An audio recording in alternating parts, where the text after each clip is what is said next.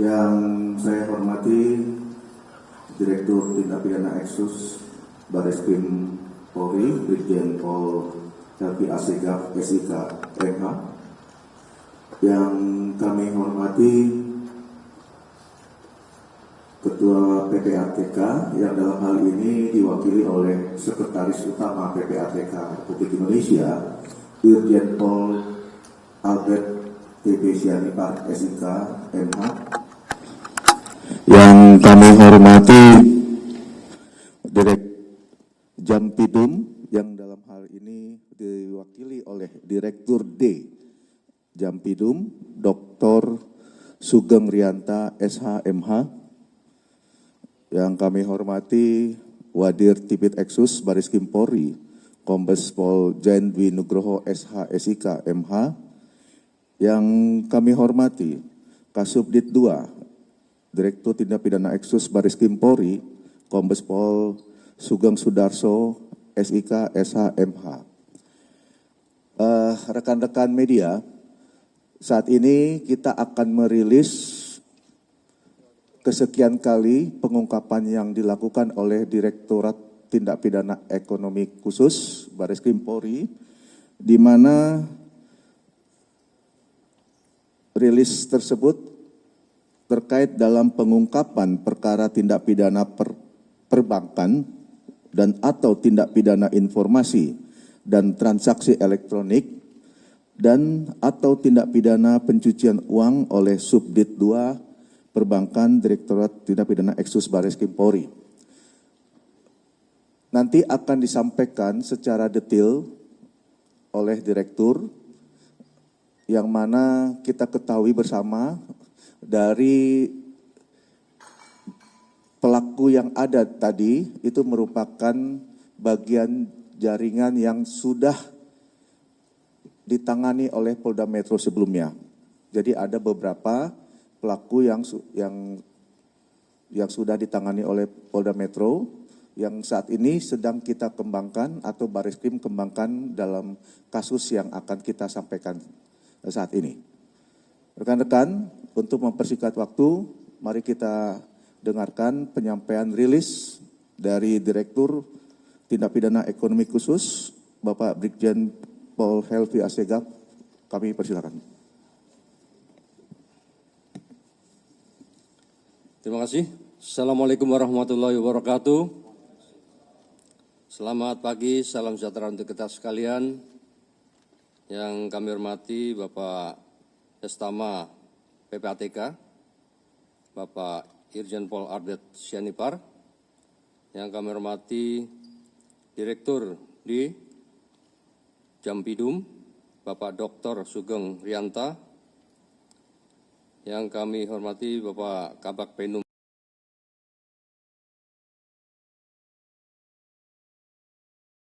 Kami hormati Wadir Tipit Eksus Bareskrim Polri, Kombes Pol Jen Dwi Nugroho.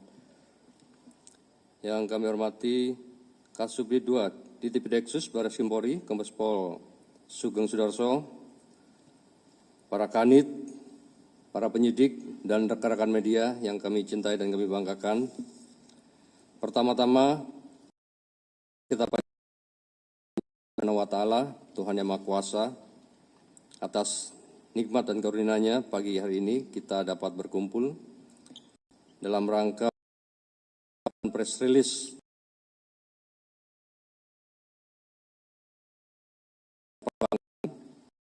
atau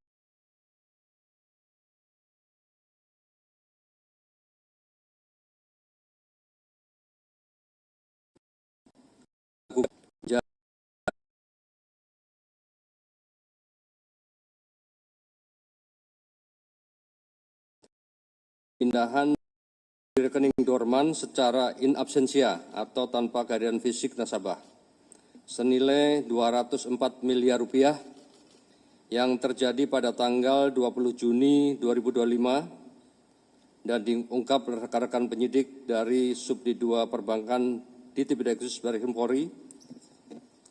Perlu kami sampaikan bahwa pengungkapan ini didasari oleh laporan polisi nomor LPB 311 bulan Juli 2025 tanggal 2 Juli 2025 serta surat perintah penyidikan nomor SP Sidik 646 7 Romawi 22 225 Ditipideksus tanggal 3 Juli 2025.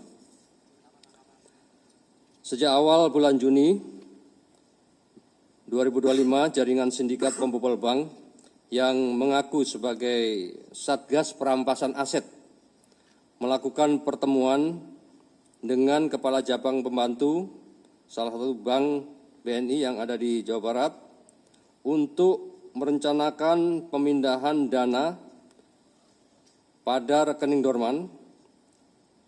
Kesimpulan dari pertemuan tersebut, kami sampaikan bahwa jaringan sindikat pembobol bank yang mengaku sebagai Satgas Perampasan Aset menjelaskan cara kerja serta peran masing-masing dari mulai persiapan, pelaksanaan eksekusi sampai tahap imbal balik hasil. Jaringan sindikat pembobol bank selaku tim eksekutor memaksa kepala cabang menyerahkan user ID aplikasi core banking sistem milik teller dan kepala cabang serta apabila tidak mau melaksanakan akan terancam keselamatan kepala cabang tersebut beserta seluruh keluarganya. Di akhir bulan Juni 2005, jaringan sindikat pembobol bank selaku eksekutor dan kepala cabang bersepakat untuk melakukan eksekusi pemindahan dana rekening dorman pada hari Jumat pukul 18.00, jadi sudah di akhir minggu atau mendekati hari libur, setelah jam operasional. Hal ini dilakukan sebagai celah para pelaku untuk menghindari sistem deteksi bank. Kepala cabang menyerahkan user ID aplikasi core banking system milik teller dan kepala cabang kepada salah satu eksekutor yang merupakan ex-teller bank untuk kemudian melakukan akses ilegal terhadap aplikasi core banking system dengan melakukan pemindahan dana secara in absentia senilai 204 miliar rupiah ke 5 rekening penampungan yang dilakukan 42 kali transaksi dalam waktu 17 menit. Pihak bank menemukan adanya transaksi mencurigakan, kemudian melaporkan kepada Bareskrim Polri, dan atas adanya laporan tersebut, penyidik 2 subdit perbankan Ditipideksus Bareskrim Polri langsung berkomunikasi dengan rekan kami yang ada di PPATK untuk melakukan penelusuran dan pemblokiran terhadap harta kekayaan hasil kejahatan maupun transaksi aliran dana tersebut. Kunci keberhasilan pengungkapan tindak pidana ini terjadi berkat respon cepat analisis mendalam, kecermatan dan kerja keras penyidik Subdit 2 Perbankan yang dibantu dan didukung penuh oleh rekan-rekan kami yang ada di PPATK. Dari hasil penyidikan yang dilakukan berhasil memulihkan dan menyelamatkan seluruh dana yang ditransaksikan secara ilegal dengan total 204 miliar rupiah, serta dari proses penyidikan tersebut, penyidik telah menetapkan 9 orang tersangka yang terdiri kita kelompokkan. Yang pertama yaitu kelompok pelaku yang berasal dari karyawan bank, yaitu AP, 50 tahun, selaku kepala cabang pembantu, yang perannya memberikan akses ke aplikasi core banking system kepada pelaku pembobol bank untuk melakukan transaksi pemindahan dana secara in absentia. Yang kedua yaitu GRH, 43 tahun, selaku Consumer Relation Manager dengan peran sebagai penghubung antara kelompok jaringan sindikat pembobol dengan kepala cabang pembantu. Kemudian kelompok pelaku pembobol atau eksekutor, yang pertama yaitu C, 41 tahun, dengan peran selaku mastermind atau aktor utama dari kegiatan pemindahan dana tersebut dan mengaku sebagai Satgas Perampasan Aset yang menjalankan tugas negara secara rahasia. Yang kedua yaitu DR, 44 tahun, perannya sebagai konsultan hukum yang melindungi kelompok pelaku pembobol bank serta aktif di dalam perencanaan eksekusi pemindahan dana secara in absentia. Yang ketiga, NAT 36 tahun dengan peran sebagai ex-pegawai bank yang melakukan akses ilegal aplikasi core banking system dan melakukan pemindah bukuan secara in absentia ke sejumlah rekening penampungan. Yang keempat yaitu R 51 tahun dengan peran sebagai mediator yang bertugas mencari dan mengenalkan kepala cabang kepada pelaku pembobol bank dan menerima aliran dana hasil kejahatan. Yang kelima yaitu TT 38 tahun dengan peran sebagai fasilitator keuangan ilegal yang bertugas mengelola uang hasil kejahatan dan menerima aliran dana hasil kejahatan. Yang ketiga yaitu kelompok pelaku pencucian uang. Yang pertama yaitu DH 39 tahun dengan peran sebagai pihak yang bekerja sama dengan pelaku pembobol bank untuk melakukan pembukaan blokir rekening dan memindahkan dana yang terblokir. Yang kedua yaitu IS 60 tahun dengan peran sebagai pihak yang bekerja sama dengan pelaku pembobol bank yang menyiapkan rekening penampungan dan menerima uang hasil kejahatan. Dari 9 pelaku di atas, terdapat 2 orang tersangka berinisial C dan K serta DH sebagai sindikat jaringan pembobolan dana nasabah yang menargetkan rekening dorman, yang juga terlibat dalam kasus penculikan terhadap Kepala Cabang Bank BRI, Cabang Cempaka Putih, berinisial MIP, yang saat ini ditangani oleh Ditreskrim Polda Metro Jaya. Dengan modus operandi, para pelaku merupakan jaringan sindikat pembobol bank yang menargetkan pemindahan dana yang ada di dalam rekening dorman di luar jam operasional yang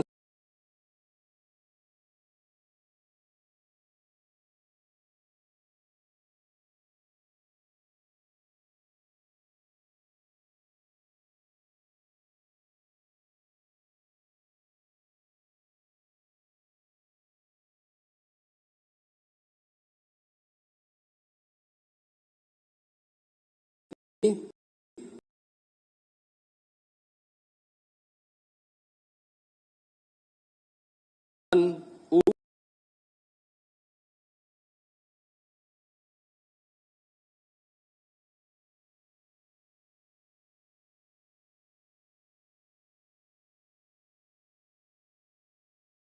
dan ayat 1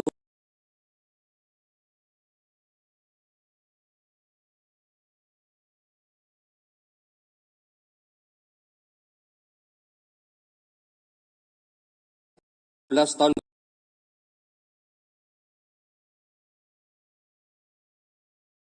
elektronik, pasal 46 ayat 1, junto pasal 30 ayat 1 Undang-Undang Nomor 1 Tahun 2024, perubahan kedua atas Undang-Undang Nomor 11 2008 tentang ITE, ancaman hukuman yaitu 6 tahun penjara dan denda 600 juta.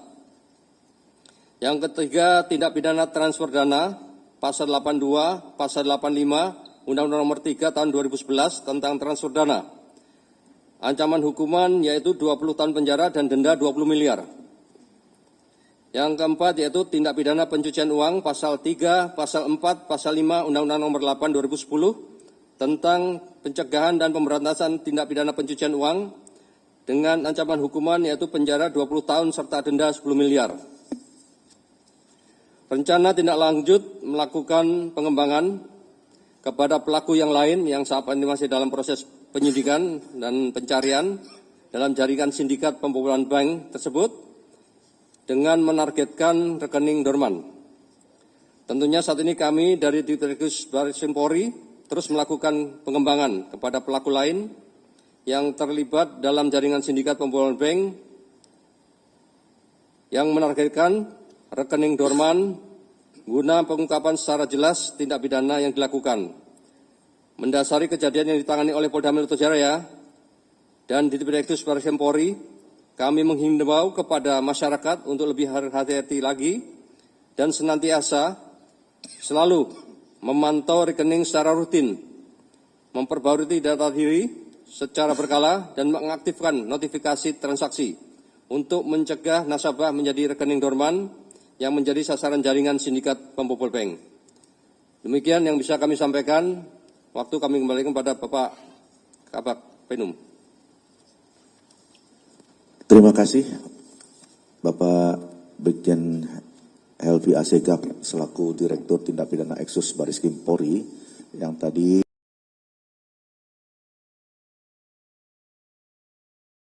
pengungkapan yang dilakukan dari Direktorat Eksus. Rekan-rekan media, saat ini saya akan memberikan kesempatan untuk bertanya, namun dalam pelaksanaan kegiatan pengungkapan tentunya kita memahami adanya kolaborasi dan koordinasi antar lembaga. Mungkin nanti bisa juga disampaikan pertanyaan-pertanyaan kepada PPATK terkait masalah tentang perjalanan keuangan yang diselidiki. Kemudian dari Jaksa Agung yang selama ini masih tetap berkoordinasi dengan pihak Bareskrim. Untuk itu silakan nanti ada beberapa pertanyaan yang diarahkan kepada ketiga narasumber yang di depan kami ini. Saya kasih kesempatan untuk tiga dulu ya. Yang satu, dua, kemudian tiga ya. Iya, sebutkan nama dan dari media mana. Terima kasih. Ya, perkenalkan saya Taufik dari CNN. Mau bertanya terkait kasus ini. Ada beberapa hal yang menjadi pertanyaan.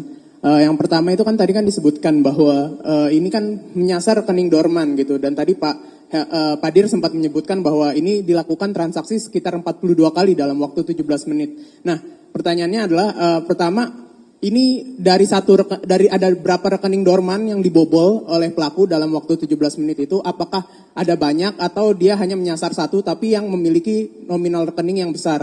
Itu pertama. Yang kedua itu kan ini kan disebutkan bahwa ini juga terkait dengan sindikat kemarin yang ada di Polda Metro Jaya. Nah, apakah ini emang baru dilakukan atau sebelum-sebelumnya juga ada, dan kenapa maksudnya modus seperti ini tuh jadi tren baru gitu, pembobolan rekening dorman gitu.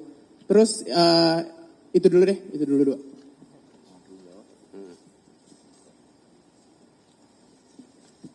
Baik, terima kasih.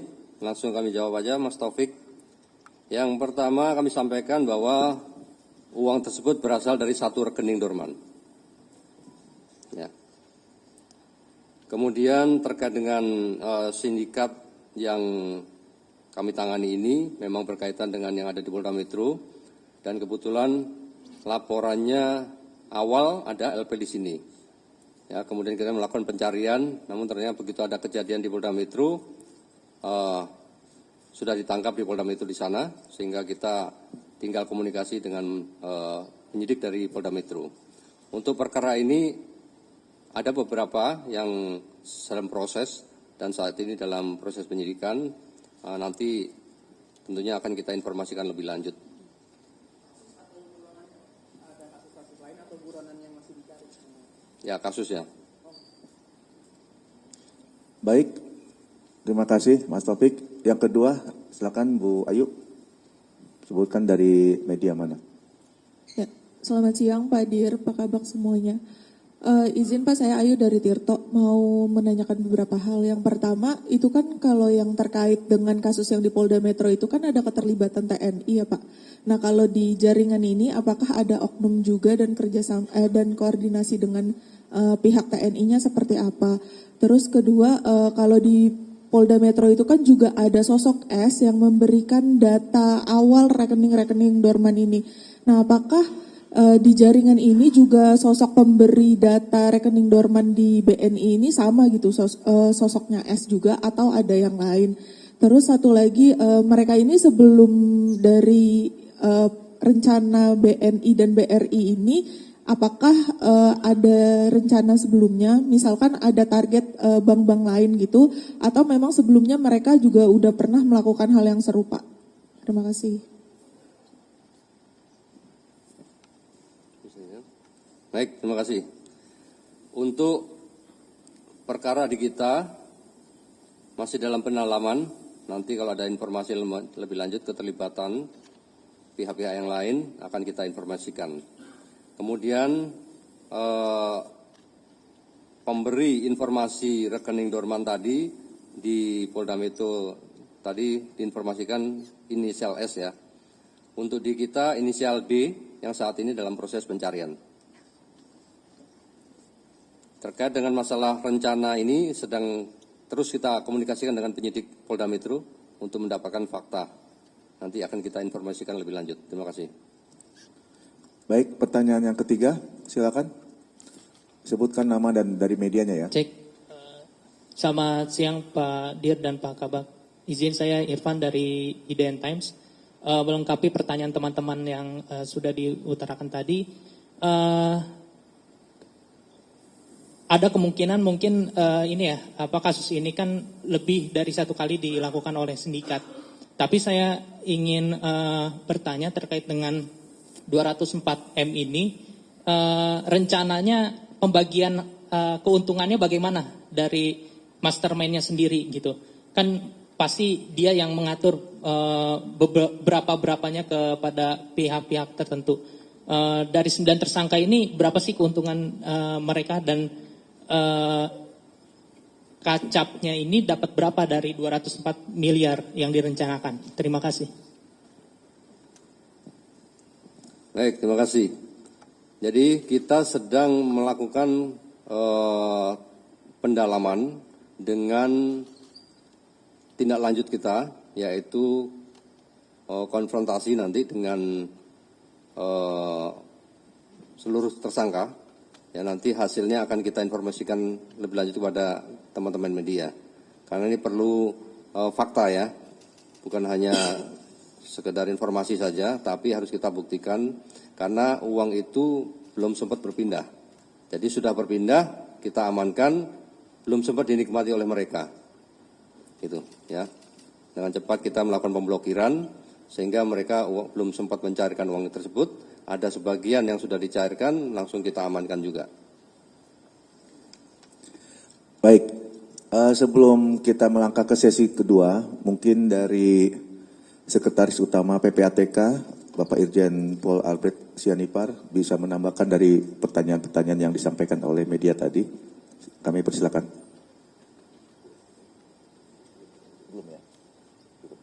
Dari Pak Sugeng, cukup. Baik, kita ke sesi kedua, pertanyaan ya nomor 1, kemudian nomor 2, lalu nomor 3. Ya, silakan, mic-nya dikasih. Tetap nama dan medianya disampaikan. Iya Pak, izin saya Zulfakar dari Berita 1 TV.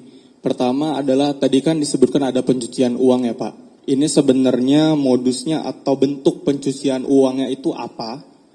Dan pertanyaan kedua, selain pengungkapan hari ini sebenarnya akan ada rencananya dari para pelaku ini tindak pidana khusus lainnya seperti apakah dana ini akan digunakan sebagai untuk judi online atau dana narkotika. Tadi kan sempat juga dicairkan beberapa dana ya Pak. Sebenarnya diperuntukkan niat awalnya untuk apa sih Pak dari para pelaku ini? Terima kasih.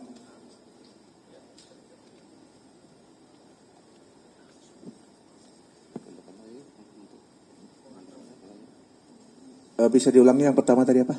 Yang pertama, tadi kan ada soal pencucian uang Pak. Bentuk pencucian uangnya ini modusnya bagaimana sih Pak? Ya. Baik, terima kasih. Kami sampaikan untuk bentuk pencucian uangnya, yaitu salah satunya dengan menukarkan uang tersebut dengan uang falas. Yang dipindahkan ke rekening pihak lain yang menjadi penampungan tadi. Ya, dan kita sudah melakukan pemeriksaan kepada penjual falasnya atau money changernya yang saat ini dengan pendalaman dan kita terus berkoordinasi dengan JPU. Kemudian terkait peruntukannya, mereka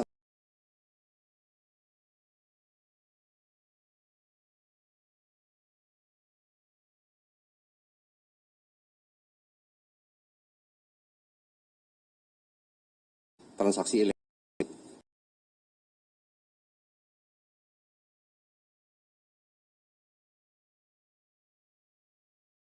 Terima kasih.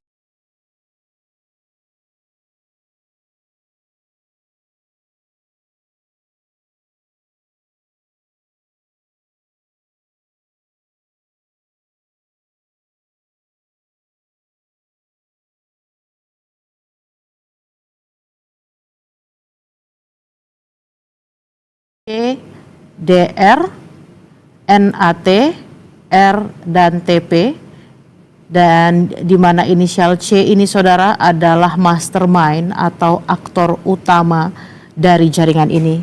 Kemudian ada kelompok ketiga, yakni kelompok pencucian uang. Ada 2 tersangka yakni inisial DH dan ES. Tadi juga disampaikan oleh Brigjen Helmi Assegaf, saudara, yang sedang dicari ini ada inisial D, di mana inisial D ini adalah pemberi data rekening Dorman yang hingga saat ini masih dicari keberadaannya. Dan saudara, jaringan sindikat pembobol bank ini mengaku sebagai Satgas Perampasan Aset, sehingga mereka bisa meyakinkan kepala cabang untuk melakukan kejahatan ini. Dan yang Anda lihat di layar kaca Anda ini saudara adalah barang bukti uang senilai 204 miliar ke dalam 5 rekening penampungan yang sudah diambil saudara ketika uang ini diambil. Kemudian ada transaksi mencurigakan. Untuk terkait dengan pelibatan PJK.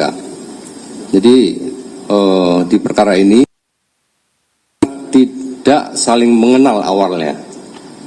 Jadi yang Deder tadi, pelaku utama, itu yang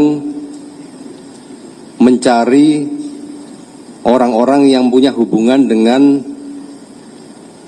PJK. Jadi mencari dia, setelah dia mendapatkan, dia mencari juga orang-orang yang bisa membuat rekening penampungan. Setelah terkumpul, mereka berkomunikasi di beberapa tempat dan itu beberapa kali, baru mereka membuat rencana sesuai dengan skema yang tadi kita sampaikan. Artinya membuat rencana secara utuh, mereka mencari orang-orang yang bisa dihubungi untuk bisa mendapatkan akses ke PJK, sehingga mereka bisa melakukan itu semua setelah lengkap sampai dengan pembuat rekening penampungan. Lagi? Oh, untuk pemilik rekening tersebut inisialnya S.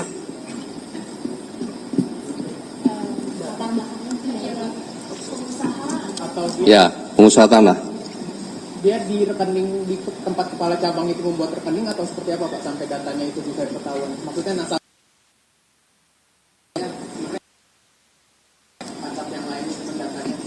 Ya, itu yang kita sedang cari, yang tadi saya sampaikan si D tadi. D. Oke, cukup ya. Kita kasih kesempatan tadi yang terakhir, silakan. Baik, terima kasih Pak. Saya Hamam dari Tempo. Ingin tanya Pak, untuk Pak Dir. Kemarin kan di Reskrimum Polda Metro Jaya mengatakan bahwa untuk kasus yang di sana itu saldo rekening Dorman yang dibobol sekitar 70 miliar. Apakah 70 miliar itu bagian dari ini juga Pak atau terpisah? Yang kedua adalah tadi Pak Dir bilang mereka ini mengaku sebagai Satgas Perampasan Aset. Nah, mereka saat menjalankan modusnya itu mengaku atau Satgas ini kan biasanya identik dengan lembaga tertentu ya Pak, dari kementerian kah atau dari instansi seperti Polri atau TNI?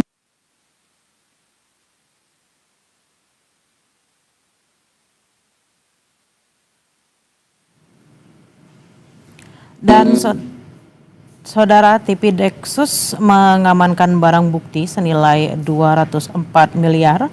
Ini adalah uang yang ditransfer dari rekening Bank Dorman yang belum sempat dibagi-bagikan kepada para pelaku dan sudah diamankan oleh polisi. Ya Pak ya, pembobolan rekening dalam kasus seperti ini, pembobolan rekening Dorman, apakah bisa dibobol tanpa ada orang dalam atau kasus seperti ini pasti melibatkan orang dalam dari perbankan? Mungkin untuk yang pertanyaan terakhir bisa dari Pak Dir atau dari PPATK.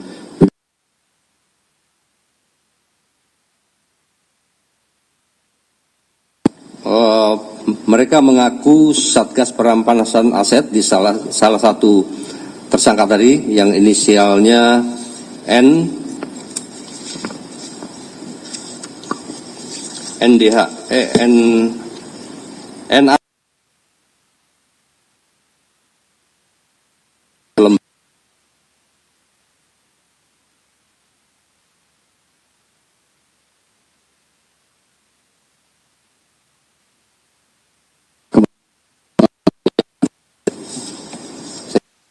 meyakinkan orang-orang yang direkrut tadi untuk bisa membantu. Dan barang bukti itu sudah kita sita juga. Kemudian yang kedua, sosok D ini perannya sebagai pemberi informasi rekening dorman yang akan menjadi target. Artinya orang internal perbankan ya Pak D? Bukan. Oh, bukan. Ya, nanti kita dalami lebih lanjut, kita informasikan. Yang ketiga, pembobolan apa harus dengan orang dalam. Pembobolan bisa menggunakan cara-cara yang konvensional yang tadi sampaikan, harus melalui pihak PJK atau oknum PJK. Bisa juga dengan illegal access melalui hacker. Ya, dan itu kan sudah beberapa kali kita lihat ada perkara yang seperti itu. Cukup ya? Oh iya Pak, tadi berarti yang 70 miliar itu beda ya Pak? Ya, terpisah. Terpisah, oke. Tidak, di luar yang ini. Oke, cukup ya. Baik, ada yang mau ditanyakan lagi?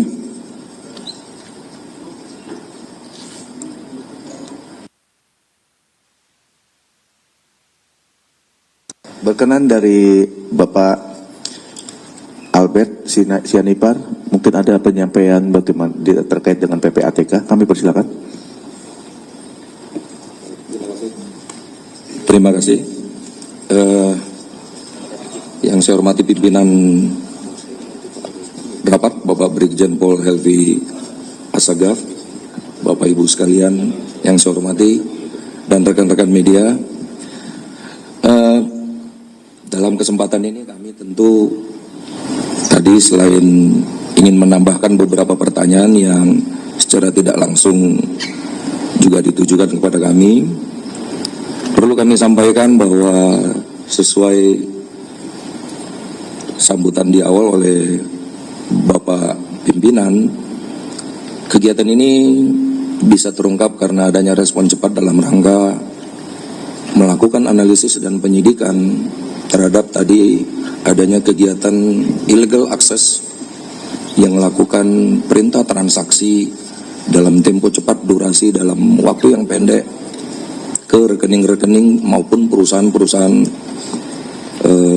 perorangan yang sifatnya money malls yang di dalam biasa kita kenal dengan nomini. Tapi dalam kasus ini kendali dan kuasa pemanfaatan rekening itu ada pada si perusahaan maupun si perorangan money malls. Tadi oleh teman dari Berita Satu ditanyakan modus operandinya. Di sini terjadi memang kompleks dan sampai saat ini PPATK sudah membuka sampai di layer ketiga. KUPA, kegiatan usaha pedagang valuta asing, dan 3 orang pemilik rekening money malls tadi, yang mana ternyata 2 entitas ini melakukan transferring dana hasil peretasan itu masuk ke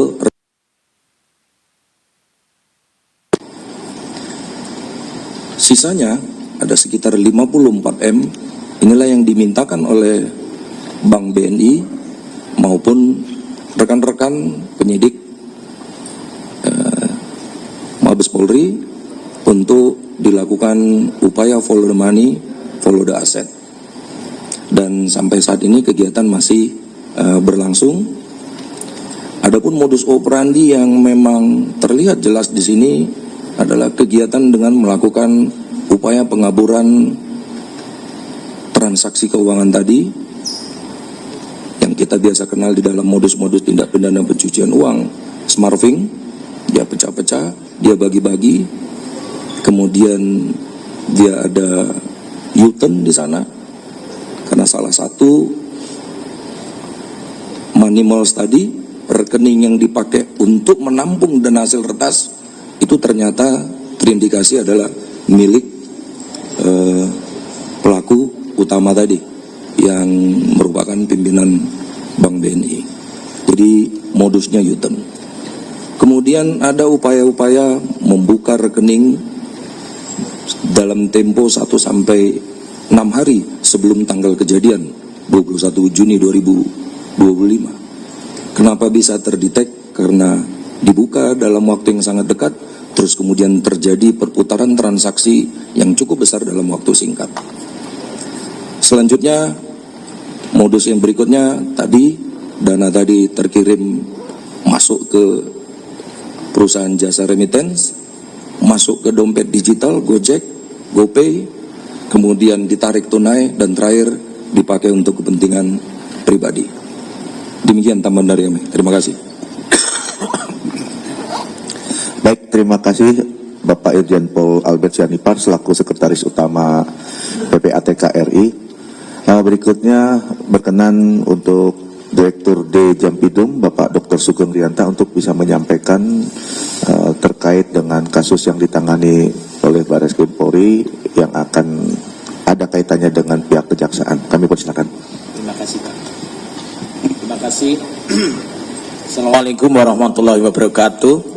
Selamat siang, salam sejahtera untuk kita sekalian. Yang kami hormati Pak Direktur TV Deksus Barreskrim, yang kami hormati Sekretaris Utama PPATK dan Pak Kabak Penum dan teman-teman semua. Kami pertama ingin menyampaikan apresiasi dari Kejaksaan bahwa teman-teman Barreskrim telah mengungkap kasus ini dengan cepat.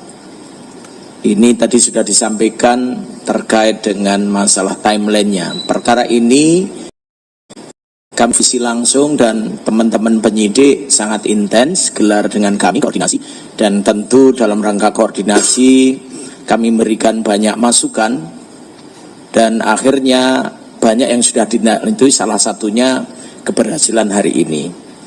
Yang kedua, tentu dari kami yang tentu nanti akan bertugas membawa perkara ini ke pengadilan, kami mewakili kepentingan masyarakat maupun kita semua, terutama mewakili integritas terhadap kepercayaan terhadap integritas sistem keuangan kita, membutuhkan perkara ini dapat diungkap secara komprehensif, menyeluruh, jelas.